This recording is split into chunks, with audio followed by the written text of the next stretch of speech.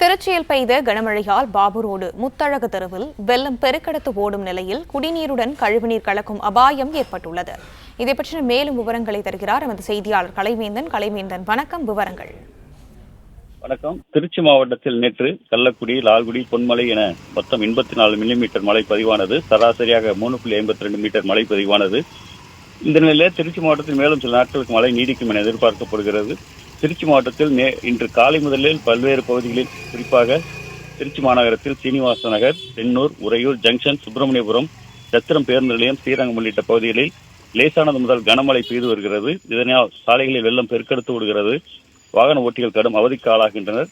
திருச்சி மாநகராட்சி பகுதிக்குட்பட்ட பாபு ரோடு முத்தழகு தெருவில் கனமழை காரணமாக அத்தெருவில் வெள்ளம் பெருக்கெடுத்து ஓடுகிறது. சாக்கடையுடன் கலந்த மழைநீர் குடிநீர் குழாயை மூழ்கடித்து ஓடுவதால் சாக்கடை நீர் குடிநீரில் கலக்கும் அபாயம் உள்ளதாக அப்பகுதி மக்கள் அச்சம் தெரிவிக்கின்றனர். மேலும் இதனை தடுக்க உடனடியாக நடவடிக்கை எடுக்க வேண்டும் எனவும் கோரிக்கை விடுத்துள்ளனர்.